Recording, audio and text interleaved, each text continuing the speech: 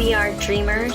Frontline workers. Students. Visionaries. Healthcare workers. Bankers. Engineers. Educators. Designers. Nurses. We're multi-passionate people. Dog lovers. Podcasters. Pro golfers. We're hardworking. Blue collar. Strong. Loving. Loyal. We are advocates. We're the sons and daughters of Lansing. Moms. Dads. Friends. Neighbors. We are family. We are tradition. We are perseverance. We are resilient. We are old. We are young. We are the future. We are fans. We are supporters. We are smoking bubbles. We are soccer. We are football. We are a community club. Community focused. Community owned. And we are community built. This is Lansing's Club. Lansing's Club. Lansing's Club. Lansing's Club. We are Lansing Common FC. Lansing Common FC. Lansing Common FC. Lansing Common Football Club. We are Lansing Common FC. Let's go.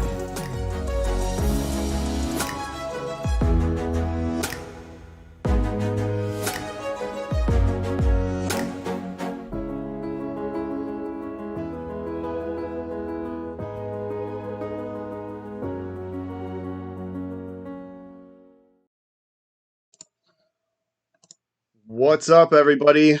The Robin needed a podcast, and thus here we are without Weston Shelton, who's had a busy week. The Pistons won the NBA draft lottery. He's probably still on a bender after that one, so we're filling in. This is your disembodied voice, Steve Beckman, with our partners for this evening, Luca Maloney.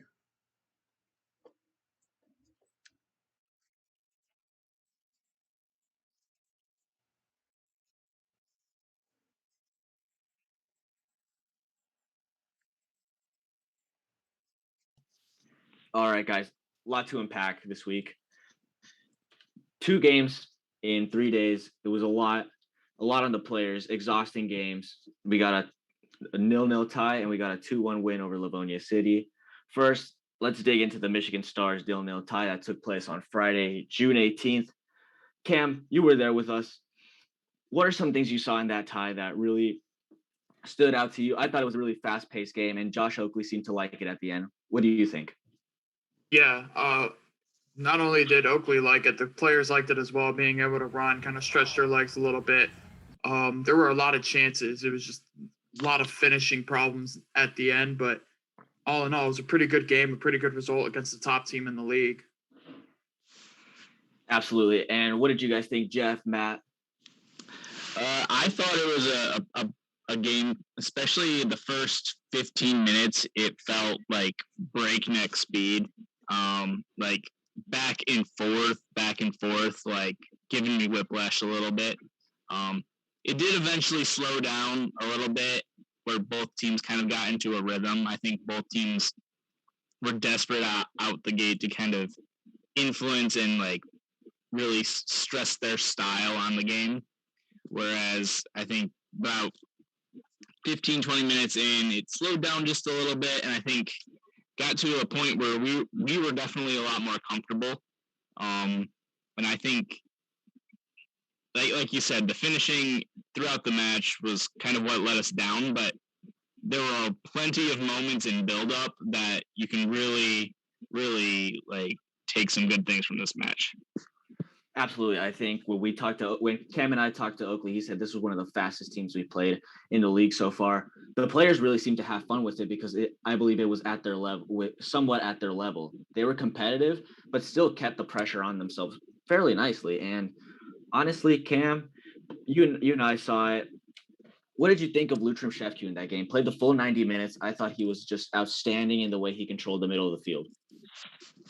Yeah, it looked like he was just a man on a mission. He woke up, chose violence, and it seemed like every 50-50 in that match, it was going his way, no matter where it was on the pitch. He played lights out, instrumental in the link-up play in a lot of those chances. He was the one that was putting in those final through balls for, Uziak and for Shetty and even for Mooney when they switched the play. He was all over the field.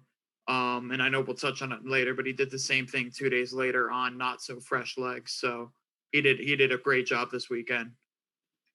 Absolutely. Matt, you were there also as a spectator. What did you think? and especially with some of the chances missed, we saw right there, chances being saved and chances going wide. What were your thoughts on the finishing? Yeah, well, it'd be the same as everybody else. We had the ball in the attacking half the majority of the time. I also have to give a shout out to Aidan O'Connor. I think he was great in both games over the weekend, especially in a 0-0 draw with a team that fast. He handled it very well. But we had point blank shots in the box and we're just not converting. They were going over, they were going wide, they were close, but still 0-0 in the end. And here coming up on the video, we see Kyle Scott's missed overhead kick, which honestly would have been one of the best goals of the season. Unbelievable. Probably one of the best goals in the league scored. Unbelievable technique. Just execution was just off. Again, what were your thoughts looking from the bench, celebrating that one, thinking it was going in? Yeah, it was a lot like a fever dream at times, because it seemed like every 2 or 3 minutes we were on our way to celebrating a goal, but it just didn't come to fruition. But that's just the game you play, especially in a 0-0 draw. Both ends, it was going back and forth, so it was a pretty good game to watch, especially from the sidelines.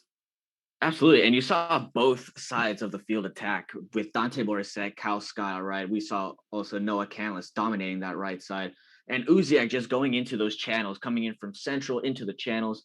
Just absolutely brilliant stuff to put on. I think it was just, like you guys said, the finishing wasn't there, unlucky day. And they moved on. And they moved on pretty well, as it seems. Some changes made in the next game. Bernardini got the start. Cam, you see Bernardini in training. How is he being one of the oldest players there, having some influence on the younger guys? Well, that leadership experience, it always wisdom comes with age, as me and you have yet to learn, but it's just, he's so cool, calm and collected in practice, and he always shines a light on the other guys and tries to say, especially in practice, he's very vocal.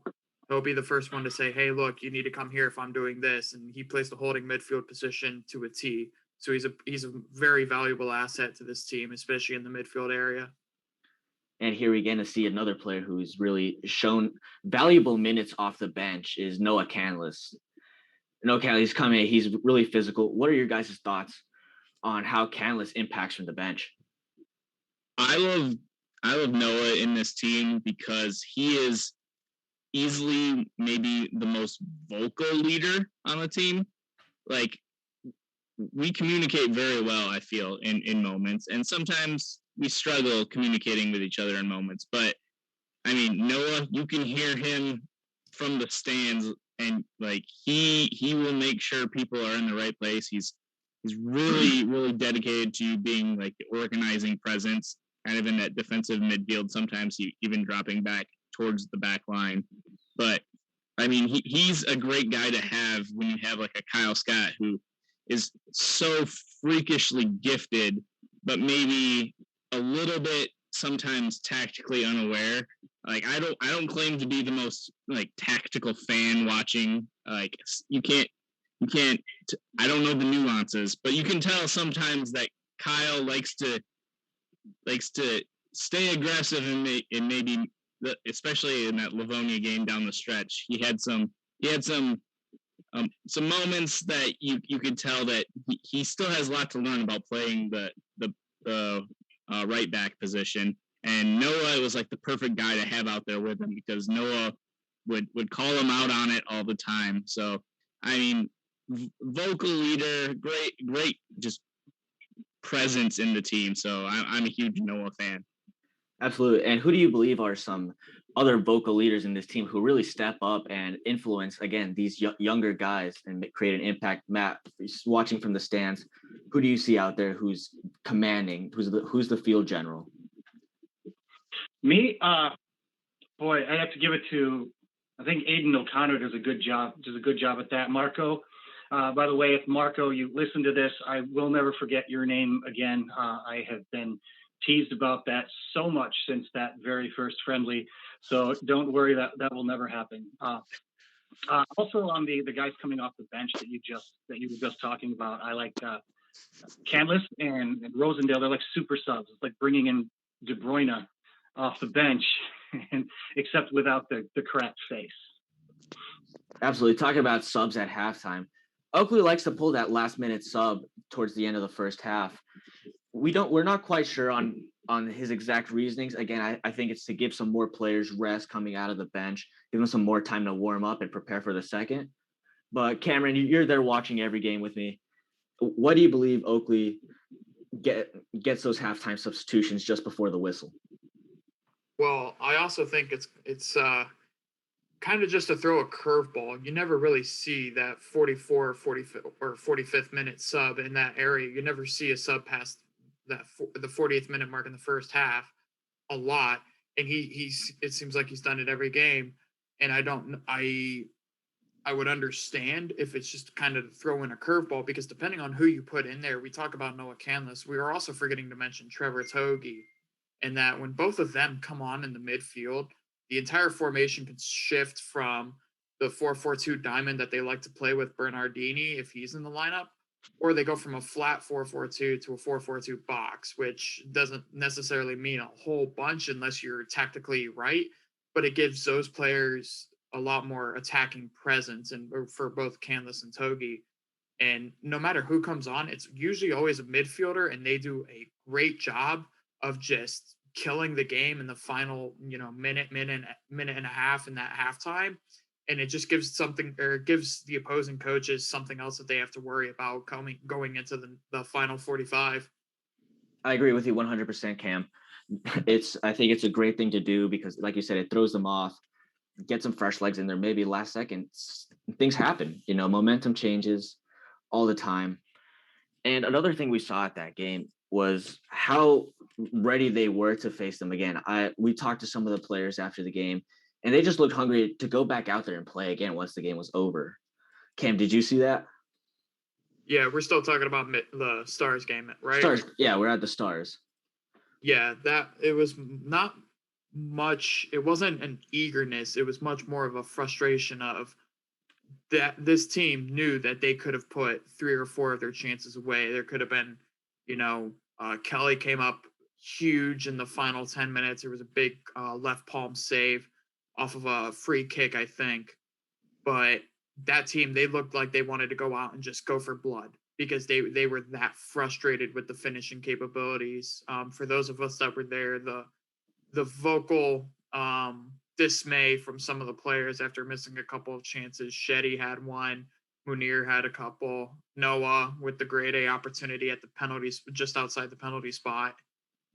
They were frustrated, and they looked to kind of harness that energy into Sunday's second match. Yeah, and to close this game out, we're going to talk about some of the rules that were in place at that stadium. Different place to play at, I'll give you that. It's not a place you'll find often to really get some balls going and a match of this caliber being played at. So we had one problem, which was the roof. Oakley wasn't happy with how it was hitting the ceiling, and the ball was immediately dropped dead and given as a 50-50. I don't know what happened there. What are your guys' thoughts on how that game was played from the officiating point of view? Well, in regards to the roof situation, we did kind of figure out later on that the rule, it didn't make sense, but that is how it was played. It's played in the rules because a ball hit the roof in the Livonia after we had the rain delay, and they used the same ruling. So it makes me think back to the inter game when balls hit the roof, and maybe that ref didn't get the rule right because we had been basing our experience on what had happened previously, and apparently what had happened previously was inconsistent. So I'm still not 100% sure what the actual rule is now. But I guess in hindsight, I'm a little less frustrated. I am pretty frustrated where it did seem to become a tactic for Stars to kind of like maybe put a damper on some moments for us. Instead of clearing it out of bounds in desperation, they'd clear it up so they get the drop kick and then can clear it all the way down the field. Like they definitely used a tactical edge there. Absolutely, because that's the root of the frustration. Yeah, because we've seen in two different states. Sorry to cut you off there, Matt. We've seen it in three different indoor stadiums where the heights are different. It's a different dome. Matt, you can continue on and what you felt on that. No, it was really frustrating as a fan, and I think they were using it as well, because you clear it out bounds and we get a throw in, you clear it up and then they can just kick it down the field. It was frustrating. My favorite referee move was not there, behind the pillar. If anyone was there, remember that call? No, don't throw it in right there. Back up behind the pillar. And they go, what pillar? What pillar? That was interesting. But yeah, it was frustrating having the roof in 3 different places. Yeah, very difficult indeed. Well, if we don't have any more comments on the Stars game, we're gonna go ahead and transition over to the game played on Sunday night. I'm gonna break in here. So the introduction of Hunter Gibbons was somewhat unexpected. Did you guys see that coming off of any of his performances in training? Yeah, absolutely. I think Hunter played 2 great games, especially the one he started at Livonia. Had to come into the position of Dante Morissette. Again, throwing something different for Josh Oakley, because he's been rolling with Dante Morissette for almost all the 90 minutes in almost every game this season. So it was different. I thought Hunter had a great performance, and defensively he looked great. So what do we think about man of the match votes for our Stars 0-0 draw? Start with you, Luca. For me, it was going to be Lutram Shevku. I thought he dominated the field really well. His passes were accurate, crisp, and just killing defenders in the middle. Yeah, I'll go with Louis as well. In a game where everybody, like, all things were equal, he kind of had the moments where, like, when games could have gotten out of control, because Stars came out breakneck and just, like, going crazy, and it was Louis, like, just in the midfield, stopping everything and really kind of controlling our tempo and really being the anchor in the distribution, so passing moves could start to kind of work out. So it was Louis for me. Yep. I knew you were going to go Louis, so I'll go contrarian and give props to Aidan O'Connor. Nobody got by him really. He was very solid back there. I could even make him man of the weekend, because no one could get past until we went inside. Then the game changed a little bit. Yeah, I mean, for me, it's got to be Louis. Basically, the entire gatekeeper, it seemed like, against the Stars. Really, if Lansing didn't really have him, there was a lot that could have gone wrong, and you kind of see that if you take a look. I want to say 2 or 3 games ago, where I think it was Marco who came off and gave the captain's armband to Louis. It's like you really see that he's kind of a major vocal leader and a major player on this team, especially in the midfield, or not just in the midfield, but on the team as a whole. And we'll talk about it a little bit, but he was also, for me, one of the saving graces in the Livonia match as well. So, but yeah, Stars, it was Louis. Yeah, I would go with Louis as well. I was leaning more towards Aidan O'Connor, just because in that clean sheet performance, that back line was holding up tough. Zach Kelly had a couple clutch saves, but nothing that was, he didn't have to stand on his head for that evening. But yeah, Louis was controlling those balls as they were coming towards the back line and really orchestrating the response and keeping everything in the midfield in order. So yeah, we got 4 for Louis and 1 for Aidan, and we'll add that to the man of the match of the year totals as we move along.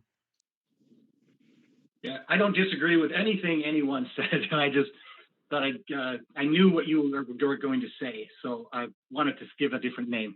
No, if you could give it to both, I think they both deserve it. A lot of players on that team in that game deserved it. And with that being said, we'll go ahead and move on to Livonia.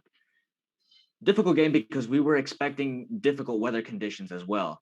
Going into the game, we thought it was going to rain on us immediately, but the rain didn't start to pour until the beginning of the second half. Game here we come from a 2-1 victory with goals from Shetty Omar, Munir Shirali. Mooney bagged his first goal for the club. Everyone was happy for him, thrilled, and Shetty bagged his 5th goal in the competition. A tremendous achievement for both players. That Mooney goal, oh boy. The flick with his heel kind of played it around the defender and went around him. Oh my God. I was right there standing on the sidelines, and like I was ready to run on the field. Like I thought it was that nice of a move. So I mean, what a goal. Yeah, I mean that's a player who I've talked about him plenty this season. Just being the spark, like he's like the electricity. He makes things happen, and he's flashy, and he has the moves, and it's great to see him finally get that first goal. Yeah, it was an exciting moment again with Shetty. He had a nice celebration with you guys from the supporters section. And we're gonna go into another guy who I think played another great game, was Ty Uziak, again with another assist. Cam, what were your thoughts on Ty? It seems like every week you can kind of tell exactly what he's gonna do. But I think one of the main things that made Ty not have to work as much was the efficiency of Lansing Common to win the second 50-50s, because that was the main focus in the first 45 minutes. Was, if you look at it, Shetty's goal came off of winning a 50-50 in the midfield. Nicholson kicked it up the field. First ball was won by Livonia center backs, and then immediately we got the ball on that second because they couldn't control the header, or they couldn't actually pass it off their chest. They go on, and for me, Ty, he's such a versatile player on the wing. You know exactly what he's going to do. 3 shimmies, a head fake, and he'll take you inside. It hasn't given him a goal yet in terms of MWPL statistics. He did score against KZoo, but with the way that he plays the game, it's pretty noticeable, or it's pretty evident that he'll be playing majority of the 90 minutes a lot, because there's not that many people on this roster that emulate his style of play and can keep up his match fitness and conditioning. Absolutely. Yeah. And Ty's looked he's fearless. Yeah, Ty's looked extremely comfortable in that position, running off that target center in Shetty Omar, going towards his wings. Just such a comfortable player, and being that young is a special talent to have. So I thought he played great. Another guy in goal today, we saw Andrew Nicholson give another 90 minutes for this club. I thought he was great, made some tough saves, and dealt with some tough situations in difficult conditions. Yeah, he stepped in. They gave Zacharias, I believe Zach might be missing a game or two here coming up. So they wanted to give some goalkeepers a chance to kind of battle for that second spot and to get some minutes. And it was Andrew who got the call in this one. And I mean, compared to his first appearance for the club down in Kalamazoo, this was a much more comfortable game for him. Definitely, like, he wasn't facing the barrage that he had before, but I love his communication. Being down at field level for this one, you can really hear him talking to the back line, and I think he has like one of his great strengths is being able to really communicate and organize. And I really appreciate that he's a very confident keeper as well. There were some moments that, like, someone's taking a shot in and he's stopping it with his foot because he sees the ball and it's on the ground. So instead of like going down and picking it up and he has the confidence and maybe a little of, you know, some flair, and he's just like he enjoys playing the position, and I enjoy watching him. So our team is loaded with great keepers, and I'm just glad he's one of them. Absolutely. We're going to see another goalie change. Go ahead, Matt. I thought was it just a coach's decision that he was playing? Because I thought it was due to Zach Kelly couldn't play more than 90 minutes or something. Because I think a story of the weekend was also the coaching of not just who played, but who did not play, because certain guys were not allowed to play that much. Dante couldn't play the second game, so Oaks had to make some decisions. So this was just the keeper was just a coach's decision. It wasn't due to too many minutes. Zach does have a tight schedule coming up in the next week with at the club level, so he's expected to miss some time. But and then again, there was a lot. Zach was there at the game, but he just did not dress up. He helped warm up the keepers, which is also with Patrick Reston in there. Yeah, he was rostered, but he was never going to play.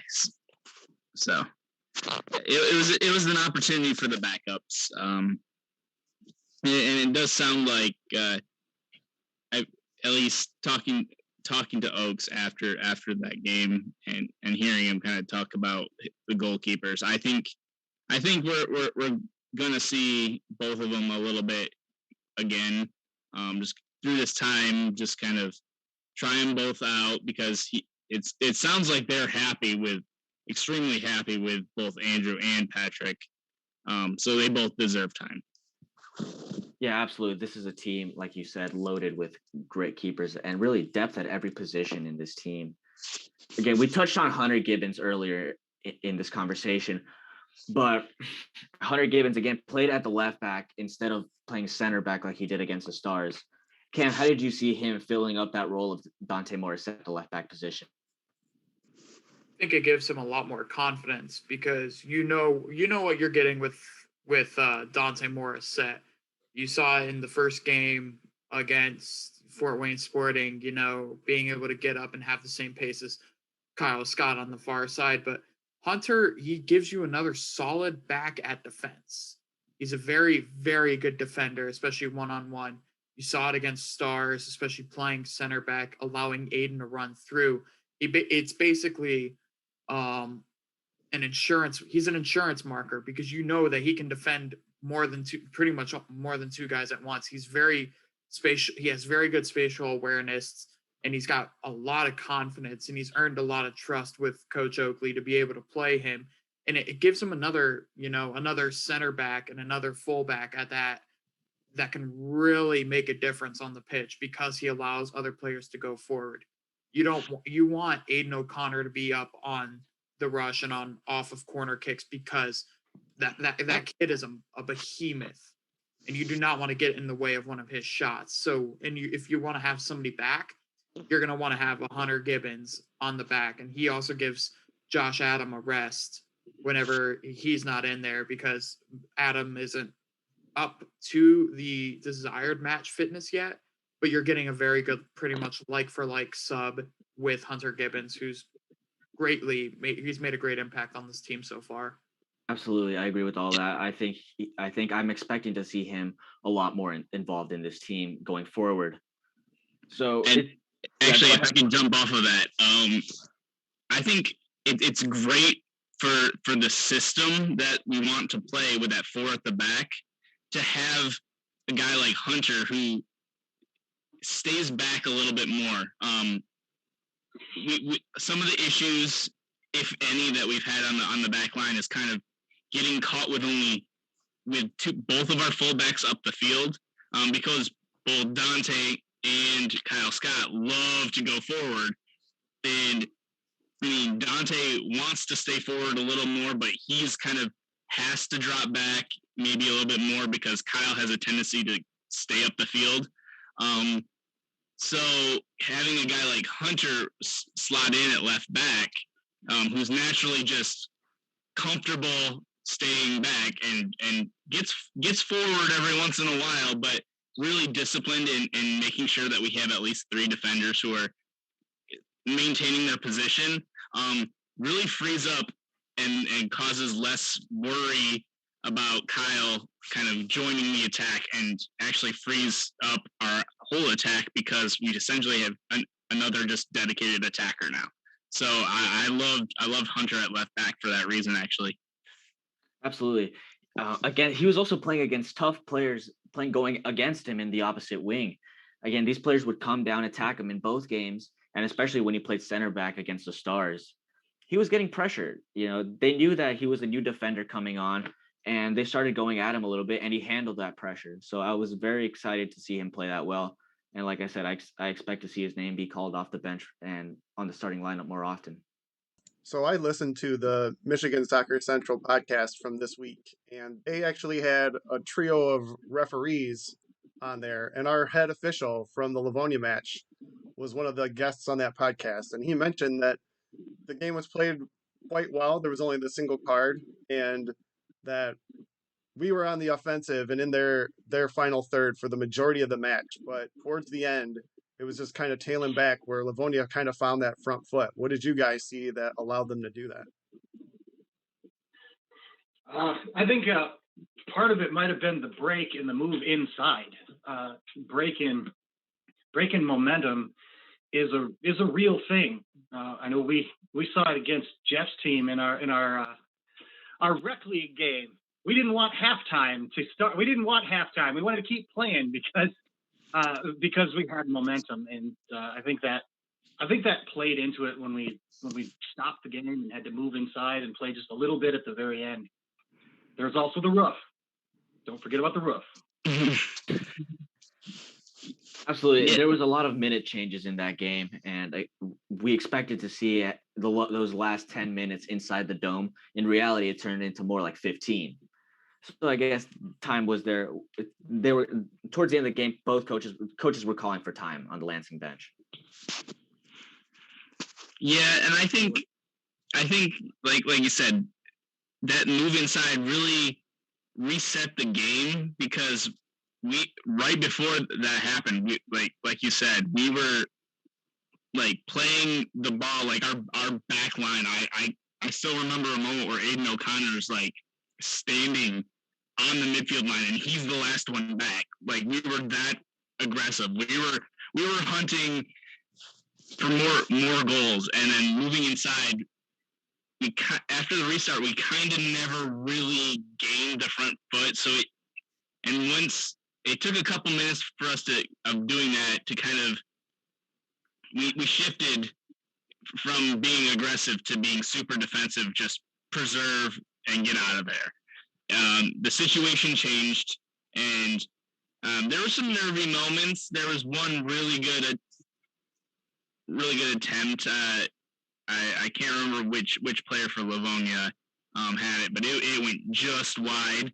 But for the most part, we locked him down pretty good, and it was another kind of, I think Josh Adam played his best, like, man on defensive situations in the final minutes of that game.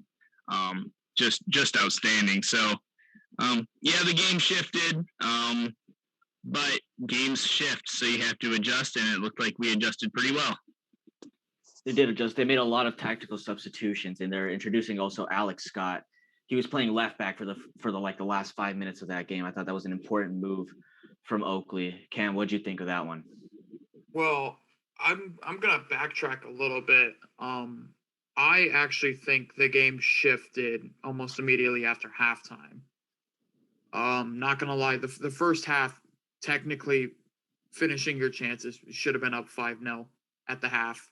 I told Seth Russ that, and he agreed at practice this week. But it was the thing that the saving grace for the catalyst for the attack and for those 2 goals in the first half was winning the second 50-50 ball.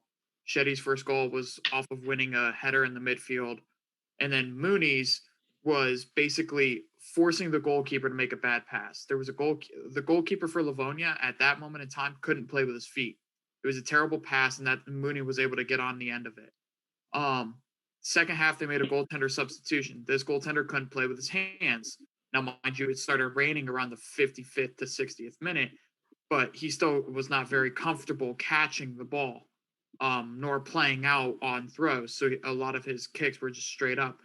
But the main tactical thing that Livonia did was they brought more players back.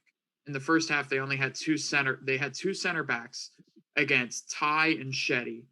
And if you're an attacking minded coach, you'll take a 2-on-2 against 2 fullbacks any day. So that was basically the story from the 30th minute onward, which is why that second goal came about for Munir. But Livonia dropped back a lot more, and they invited the pressure, but they were more equipped to handle it. And so when they got that second goal, or when they got their first goal in the 75th minute, they had already been threatening at times, and they had already started pressuring a little bit more. That, and when you go inside, and once they smelled blood in the water, it was on, and nervy times called for nervy measures, because as Jeff said, there was one chance that went whisking wide of the right post. That was arguably their best chance after their goal in the 75th minute. And it was just the Robins couldn't figure out how to kill the game. And 10 minutes turned into 15 minutes, and, it's referee's discretion. But honestly, going to Luca, your question about Alex has played in the defensive spot. When he's come on, he's looked very good. He's another fast, physical kid that's able to play on the wing if you need him to. In the left side, I believe. I think he's also played center back before in the Inter game alongside Jules.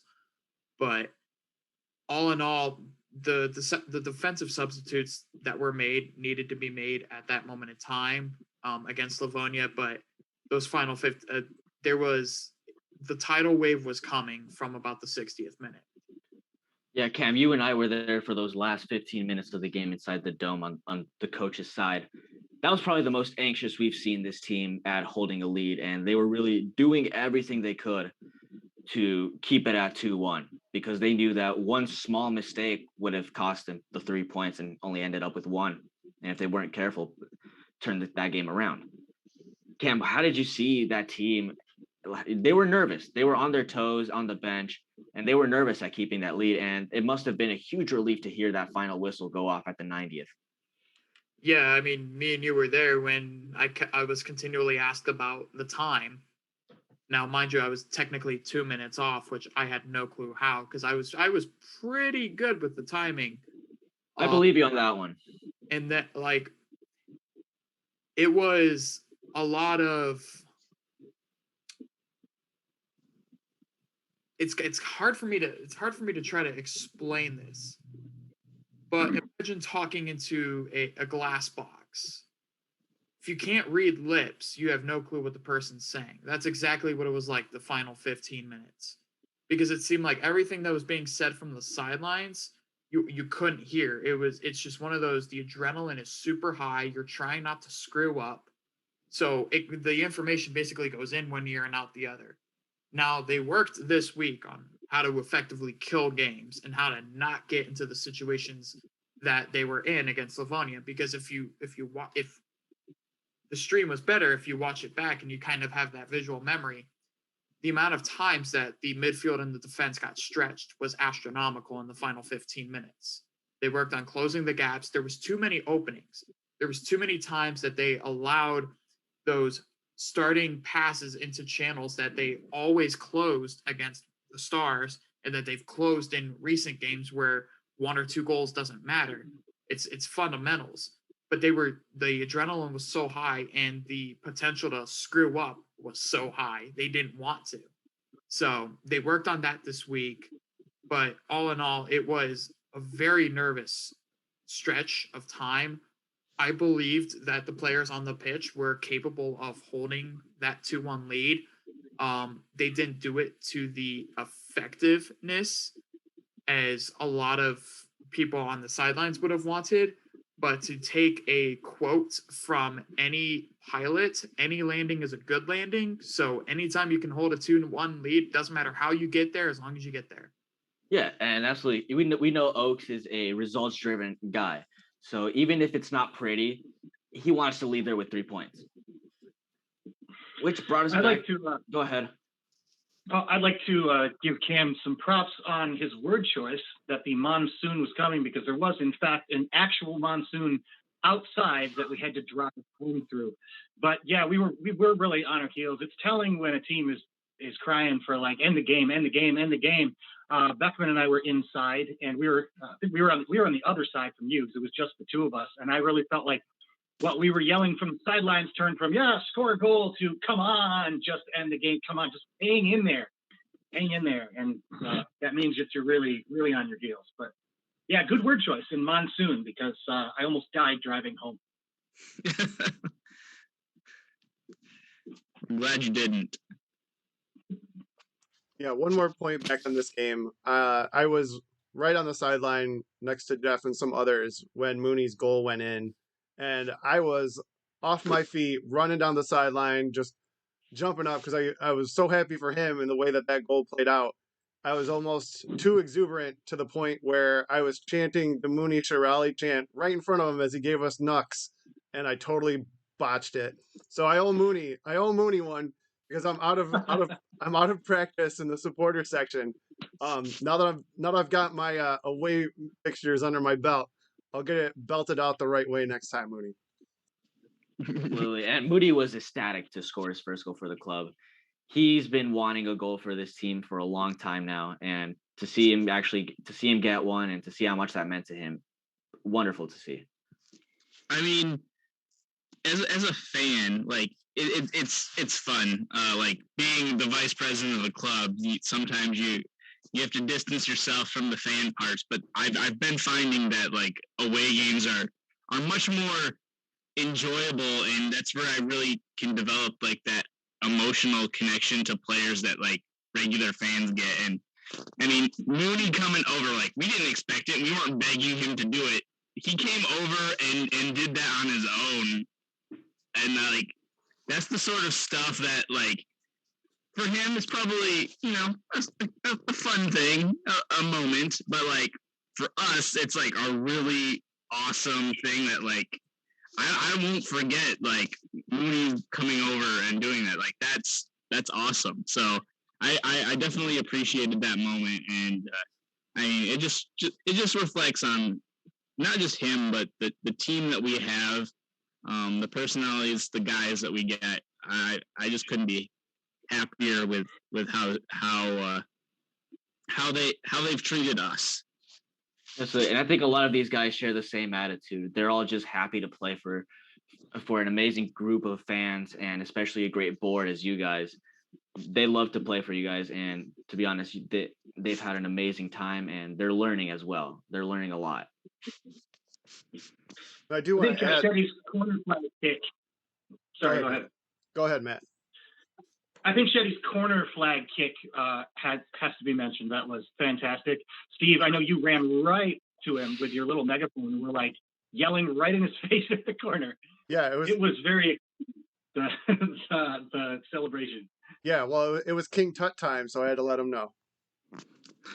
I also shout out to Marco Bernardini for picking up the corner flag, because it's not one of those ones you see in the Premier League that like have some give to it. It's one with a base, and he knocked it all the way over. And Marco went and picked it up and set it back up. So shout out to Marco. And let's also attribute a lot of this team chemistry to that event hosted at Coach Josh Oakley's house. Little barbecue and food for the guys, and as we see Cameron also in the back there sneaking. Cam, you were there. How did you see these guys connect and get more chemistry as a group of guys? Well, it was a very fun outing trying to watch Griffin knock a hole-in-one on the flower pot that's pictured. Actually, it's right behind the person taking the picture. But no, it was great. I learned that Nicholson is a very good cornhole player. And I was outmatched immediately. Both games were 16-0 at one point in his favor. Oh my God. The second one was actually a lot closer. I think the first game was 21-7. The second game was 21-6. Okay, made it interesting. Yeah, but I like that. Even though I had the lower score, it was a lot of 1s and 2s instead of 3s and 6s for him. So it was pretty fun. It's a time I won't forget. It was a good time between all the guys. Nobody enjoyed Noah Canless's bought birthday cake. That was not for him. It was actually for Munir, but not a lot of people enjoyed the cake, and I got to take home 8 breadsticks. So I'll never forget those 8 breadsticks. Those breadsticks made its way around back in the game on the bus. They almost did. We kind of. I was actually excited to try one. I unfortunately couldn't attend the event. I wanted a breadstick. Yeah, you missed out on some very good food there, Luca. Had to be. Duty called on the other side.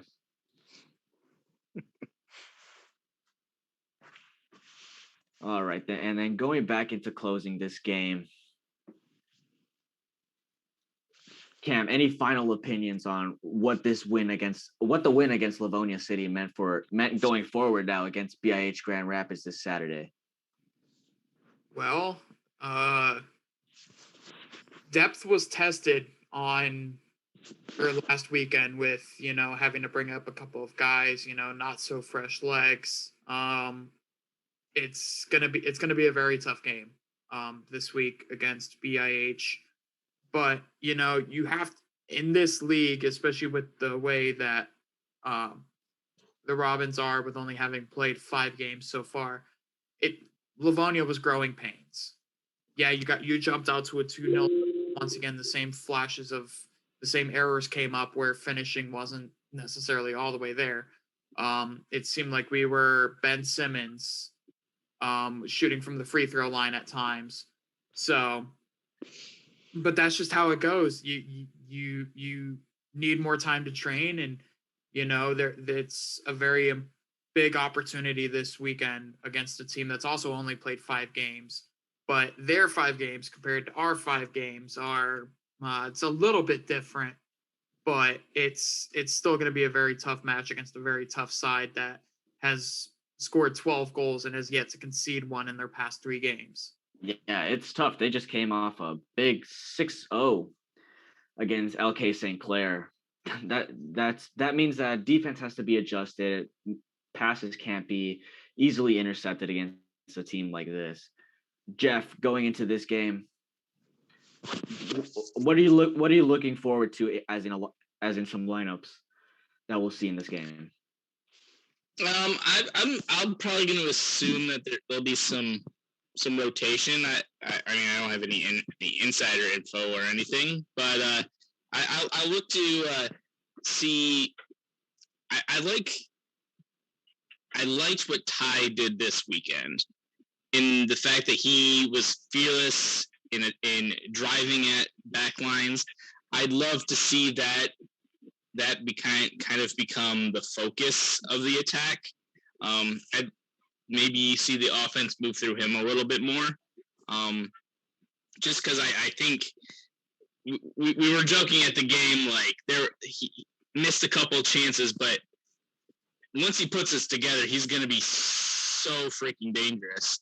And I just love to keep feeding him and just wait and try to get that first one. So like the gates flood open, and like we mentioned before, the depth on the back line, getting the rotation, getting more experience. I think that's important. I think BiH is going to test us. I think they have a high powered attack from the results I've seen so far. So the more confidence we can build in our back line. Yes, we had some issues down the stretch against Livonia, but at the end of the day, we did get the result. So that builds confidence, and I mean we tweak, but we move forward, and I think we're heading.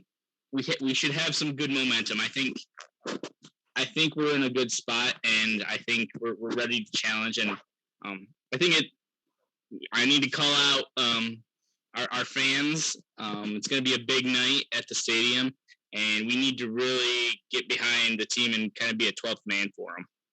Absolutely. This is going to be the start of a stretch of tough games coming up for Lansing. Matt, you see this game and what you're expecting to see. What are you looking forward to? Does this team need to start off again early with an early goal and then try to get the second? Or are they more patient this time and wait for an opening for BiH? Well, unlike you guys, I don't actually really know a lot about or anything about the other team, really only about ours. The PA announcer only needs names and numbers. But from watching these games, and I was at both of them over the weekend, I think one key is that we learned from when we're being on our heels, when for the majority of the weekend, even though the first game was 0-0, we were attacking. Jeff alluded to it earlier. Dante and Kyle really like to go up. That's why Kyle got the he's here, he's there, he's freaking everywhere. I can't attribute it to him. When they go up, you mentioned this team beat St. Clair 6-0. If they are an attacking team, it'll be when they go up. Can we hold the line? I think because Ty and Chetty, Mooney, they're going to do what they're going to do. But yeah, I think we gotta hold the line and see if our guys can finish, because they come close so much. Cam, what's the attitude for these guys after this week's training? Well, I know that me and you kind of talked to them about it on that bus ride home from Livonia. And I know you got to talk to them a little bit after the game against Michigan Stars. It's all about keeping the momentum going early. This team, when they score early, they can score often. It seems at times that when they're on. And I think the majority of this week's, the focus of this week was, don't be afraid to make mistakes. And, there's always going to be opportunities for improvement. This team, there's only been 5 games played. You've completed a season series against Inter Detroit. You lost against West Michigan in your first game after having 6 training sessions. If you start to look at, the schedule and kind of look at who we've played and who other teams in the league have played, there's a lot of room for improvement. Talking to coach yesterday, there's still a lot of room for improvement in both game management and finishing. But when you look on paper, this team is completely stacked. There's almost like no team in the league that has as much firepower on paper. And with, all that firepower, you still have to get the WD-40 out and grease the gears every now and then. But as this team continues to go forward, this is a very important game. I've talked about it. Me and Luca have talked about it. We talked about it 3 weeks ago. You have a string of 4 games. Your break-even point is 7 points out of 12. You're happy with 9 out of 12. This team has a chance for 10 out of 12 points in their past 4 MWPL games and a chance to go unbeaten in November. Mind you, that's no losses. Did I say November? Wow. Yeah, I heard November there. I was like, wow. No losses in the month of June, which would be a monumental achievement for this club, especially after, still going through the tryout phase in the second week of May. So the attitude is they're feeling good, but there's still a lot of room for improvement. And if there's a game where improvement needs to be on display, it's going to be this weekend. And absolutely, this weekend's going to be a benchmark really for how the team is doing. It's a benchmark test, and this is really literally the middle of the calendar for the games that are left and the games that have been played. There's a lot of pressure on getting a result, but also making this game really competitive. I think in their past performances, there's no reason why these players are now well rested and going back into training. They look really great. Let's go out there, produce some results, play well, and keep it up to pace with this team and hopefully get the edge over them. No, I just want to put one more bow in the Livonia match. Let's get our man of the match votes going. So we'll start with Matt Charto. Who did you think was the man of the match at Livonia City? Well, thank you for starting with me, and I'm going to go with my heart here because I'm the fan representation, right? And you could say it's not just my heart because it was the game-winning goal, but Mooney came close. Well, if I back up at the beginning of the game, the first half of the game, I'd say the opposing keeper was probably the man of the match for us. But But Mooney came close a few times, and he's right. He was right in front of us. He was 5 feet away. And so things I kept yelling were like, "Keep going, man! It'll come. It'll come. Keep going." And like 5 minutes later, that Jeff, man, that move was incredible. If you picture it, he popped it off to the left of the right of the guy, then ran around the left of him. It was a thing of beauty. Put that ball in, and then just put his hands in the air with a big smile and slow walked to us, and gave us 5s right at the edge. So I'm gonna give it to my boy Mooney Shirali. Jeff, who was your choice? This one was a lot tougher because I feel like there were a lot of guys who had probably equal contributions in different big moments. Yeah, I still haven't fully decided, so I'm gonna just keep talking until it comes out of my mouth. No, I think the game probably the man of the match was probably Ty. I think if it wasn't for Ty's like willingness to constantly just pressure and like he closed down on that opposing keeper like a freight train a lot of the time. He's part of the reason why I think the guy got pulled in the first half and they switched to another guy in the second half just because his distribution was so poor because Ty was constantly pressuring him. Ty is not afraid to take on 2 or even 3 defenders off the dribble. And at times that became kind of an outlet to let the back line reset a little bit. So I think it was probably Ty in Livonia. He didn't get on the score sheet or anything, but I think his energy really set the pace, especially early on when we really needed him. So, Luca, how about you? For me, again, I'm gonna go with Aiden O'Connor for this one. I thought he was outstanding in the first half and was a rock at the back. And he came up in difficult times where it almost seemed like the defense was on their heels. He was ready to pounce and get the ball back. Cam, how about you? I wish I could have 2. I really do. It's still gonna have to be Louis for me. Really, the final 15 minutes put the damper on me giving it to Jules. I'm gonna go off on a tangent with about Jules real quick. I don't believe he gets enough credit in the midfield role. He's scored some pretty goals for the club so far, both being against Inter Detroit. But he's come in the past couple of weeks, and he's looked really solid in the defensive role. He's a great guy. He can go up and win those headers when you need him to. And he was instrumental in that first half effort, winning those second 50-50s and spurring the attack. He'll go up and get it. Louis will be the distributor, but I don't think Jules gets enough credit. I wish I could give him the man of the match, but Louis' efforts in the final 15, basically being the lone communicator for the squad with their backs up against the wall, coming up clutch with positioning and a whole bunch of other stuff. Being the vocal leader, he gets my vote. And then I'm going to break the 4-way tie at 1 and go with my heart. It's got to be Mooney. I mean, that goal was something else. I was right there jumping in the air. He came over and showed us the love that we were showing back to him. Mooney for me, so that's 2 for him, and 1 for Ty, 1 for Lutram, and 1 for O'Connor.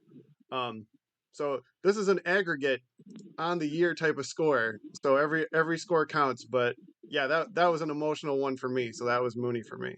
I just want to put one more bow on the weekend. We had some extra efforts by not our typical supporters group, but our secondary supporters in the stands that made the trip a couple times. So after the Michigan Stars match, Grace Burke, our social media intern, her family lives nearby, and they came out and catered the team. They had a full spread of pasta, vegetables, salad. It was clutch because for those who are unaware, the Michigan Stars organization was probably not going to go out of their way to provide us with anything. So it was great to see John and Don Burke do that extra effort for us. And it was great stuff. It really was. It was more than we needed. And the players, the board members, the supporters, even some of the Michigan Stars players appreciated what was available. So full marks to them. And then at the Livonia City game, Travis Hammer's parents showed up with a custom Lansing Common FC flag that they brought up into the bleachers. And personally, that really hits home for me as being part of being in at the ground level of this club, to have not the people that were at the ground level of this club show that type of support where they're going to make that custom product, bring it to an away game. That really made it an extra special night for me, outside of the lightning strike for Mooney and the lightning strikes in the air. Absolutely. We appreciated both those efforts. Grace's parents, the Burks, had an amazing meal for everyone there. Just a lovely gesture. And Travis Hammer's parents really showing how much they support this club. It's awesome. It's awesome to see how everybody loves this team.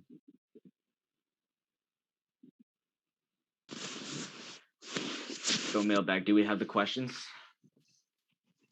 Yeah, let me pull up Ken's collection. So first up, did anyone else take Weston Stat's draft pick and video? That would be the Detroit Pistons winning the NBA draft lottery. And imagine that was his reaction to Shetty Omar's free kick banger against Inter Detroit. Personally, I think it would have been the equivalent of him seeing Shetty destroy a corner flag. But I believe that he's got moments ahead of him, Weston does, where he's going to be a full-throated supporter that will be just as excited about a Lansing Common victory, not just the pseudo victory of the NBA lottery for the Pistons. So next up from Ken, why are we not seeing as much of Marco Bernardini? With his experience, I thought he would have been a mainstay in the midfield for the Robins. Well, Marco was on the pitch quite a lot. He put in some solid minutes over the weekend. He had a start. He was wearing the captain's band against the Stars. So we can't discount Marco's contributions. And I believe, I'm not sure if Ken watched the streams, but he was present, and he was being very productive for us over the weekend. And then moving on, Ken. Actually, I'll jump in on that one. Just because Marco isn't a young college kid anymore. Marco's a grown man. He's like my age, actually, which makes me feel both young and old at the same time. But like he has stuff going on. Like he coaches several teams, and so like sometimes schedules conflict. So I wouldn't read too much into it right now. He's just, his availability is his availability. We've missed out on Esteban and Jewel at different times for different reasons, because they're older and life moves differently. So yeah, nothing major. Yeah, and I do know that players were allowed to put in ahead of the season dates they would be unavailable for whatever reason. So it's not to say that Marco put in for it, but as Jeff mentioned, he has other things on his plate as well as a couple more years behind him. Another question from Ken. We are getting into the meat of the season. Has the injury bug crept in on us at all? Cam, your comments?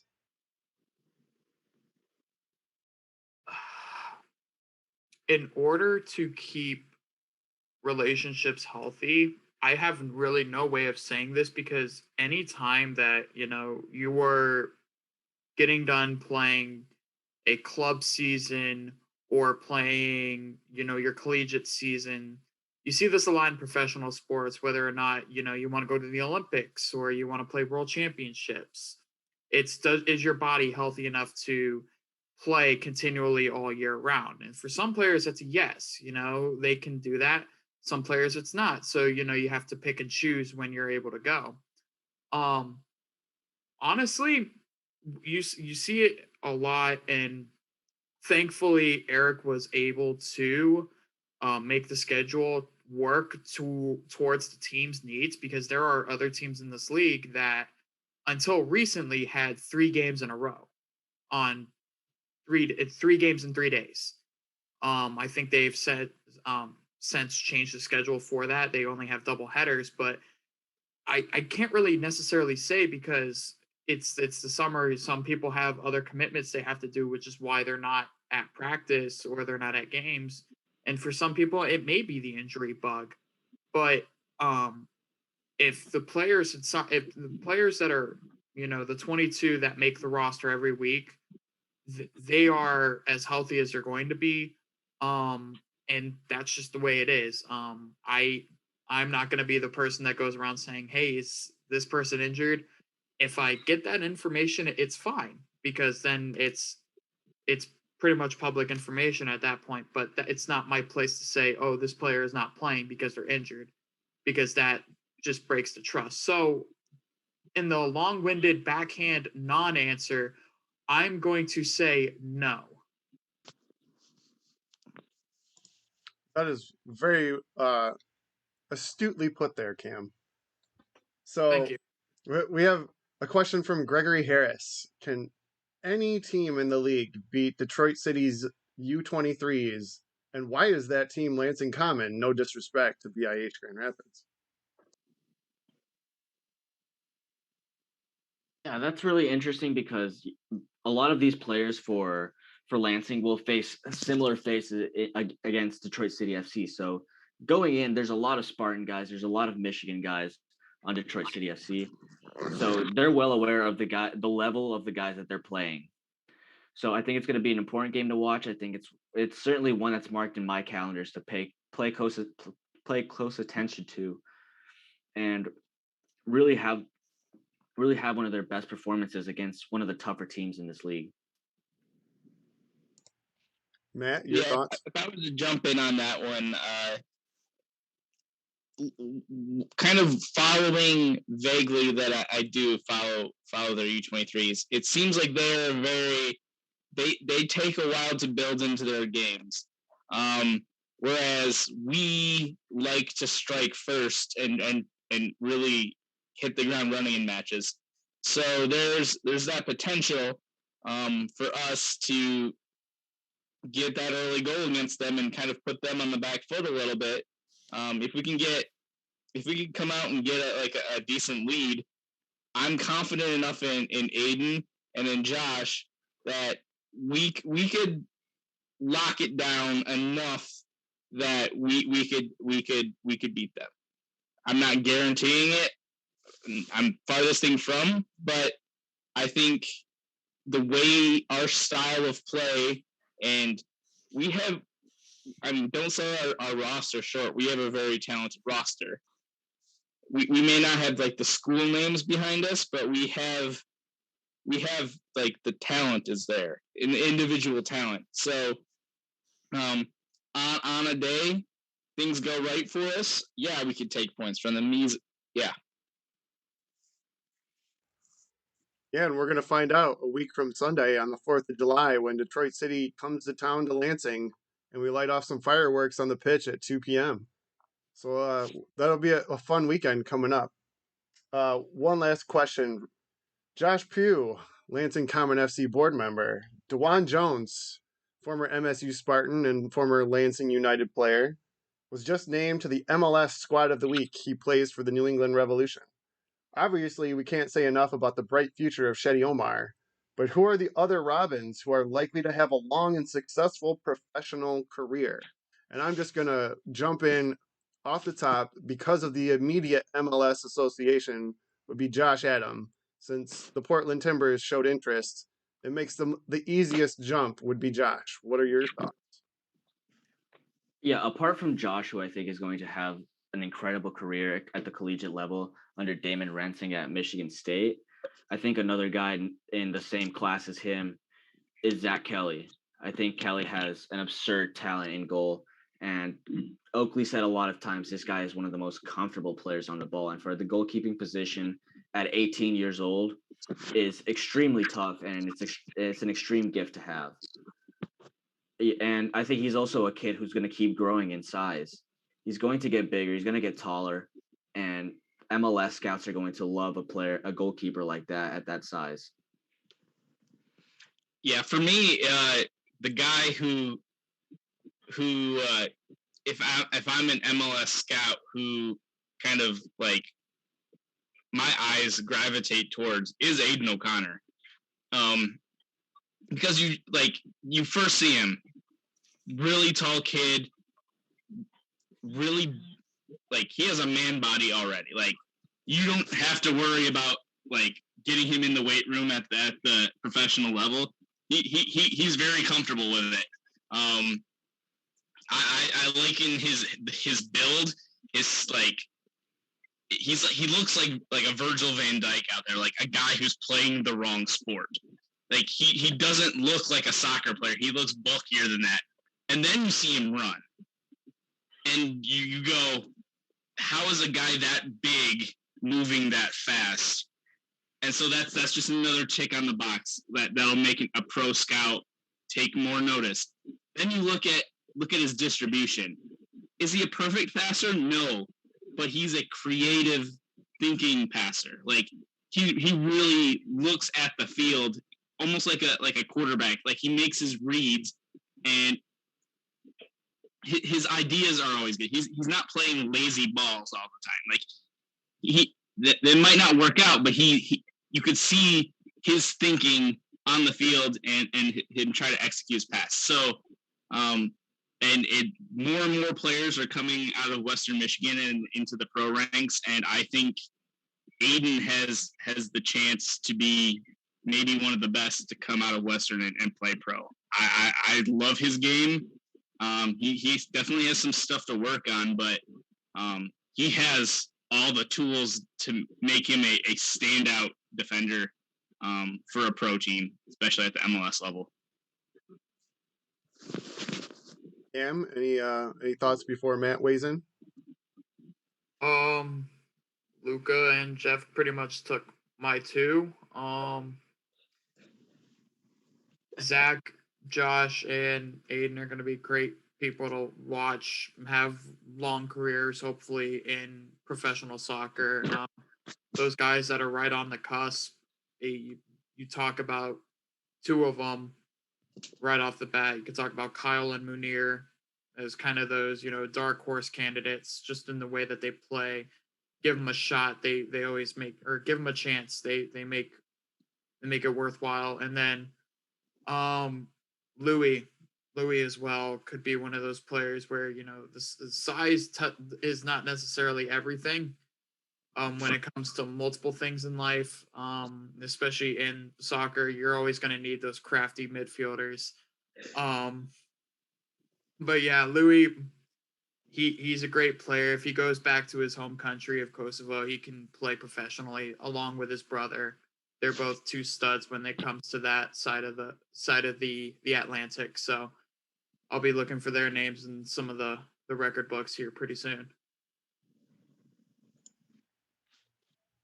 Well, you guys pretty much covered the gambit there. So I'll throw out a different name that I'm really excited to see the future of is Ty Lusiak. I think the sample size is pretty small, especially in terms of who we've played against. So I think it'll be really telling when we come up against Detroit and some of these other teams, because it seems like nobody can stop the guy. He generally always beats the first guy, most of the time the second, and then he's passing it off to Shetty. And things happen when he has the ball. When he gets that ball and he's attacking. So I'm really excited to see his future and where he goes. I think it's really bright. I don't know the quality of who we've played so far and who he's just destroyed. How that plays in. But yeah, I'll just throw in a different name there that I'm really excited to see the future of.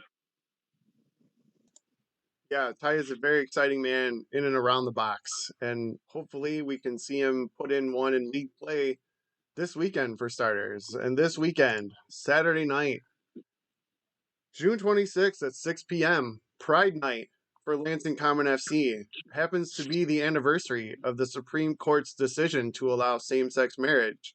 so that was a perfect fit for our Pride Night.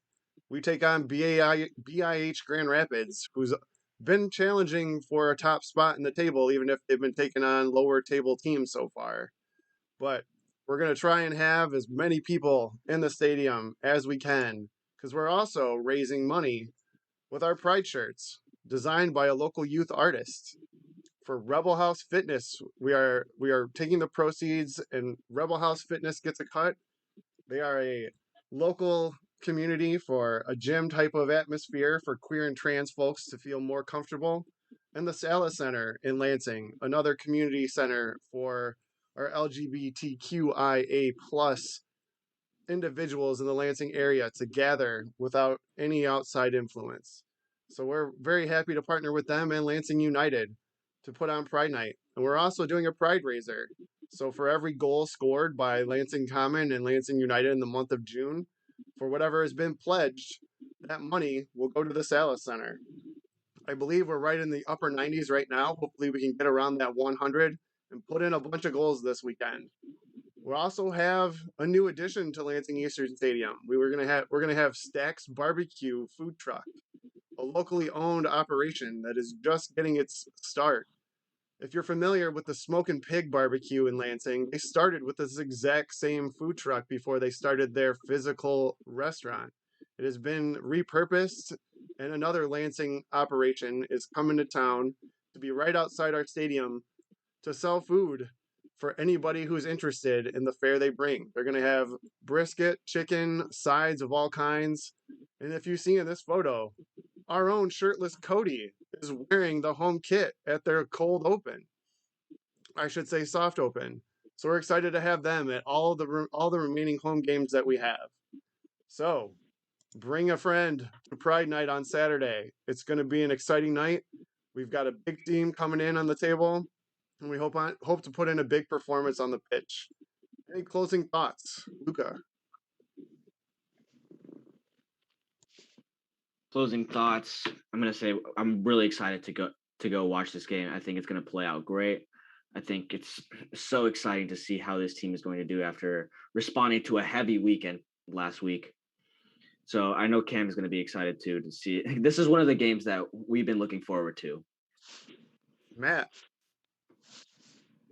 Yeah, looking forward to the game. And for those of you who don't know, for every goal scored, Patrick Jacobs will donate $250 each goal to the campaign.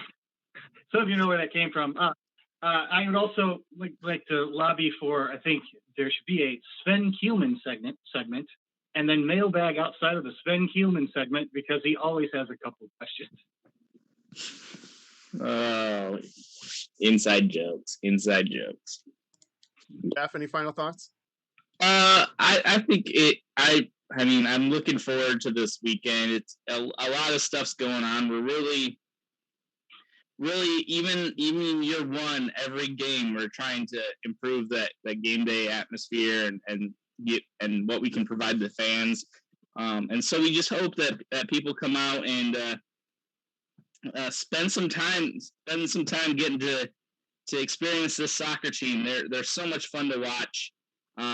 Great energy, great personalities, and I mean, just a great bunch of guys that you just, I mean, we're so blessed to have in our community and representing our community. So I really hope that people come out and really enjoy the show with us. Cam? Yeah, if you don't want to hear me and Luca butcher a bunch of Eastern European last names, then, just come on out. It really helps us, and with our broadcasting, to be able to hear, multiple hundreds of fans just screaming after every goal or every non-call, as there was this past weekend. But no, a very exciting game against a very tough opponent, so it should be a very good one. And everything that Steve and everybody's put together so far for Pride Night, it's all for a good cause. So even if you don't care about soccer, there's a bunch of other great causes to donate to, and even just showing up to the game is also a great experience. You'll get to see a lot of people and experience all the fun that we have all had this past summer. So should be a good one. and I'm going to pat myself on my own back because in our season schedule preview, I called out this match against BiH as one that I had my eye on because they're an older team. They're they all share, well, I wouldn't say all, the majority of them at least share a heritage in the area of Grand Rapids. They've been together for a while, and that type of cohesiveness always plays out well on the pitch. So I was looking forward to seeing when they finally got started. And even if they've only played bottom table teams so far, they're going to be a test in the offensive side of things. And I think we've got the right defenders to shut them down.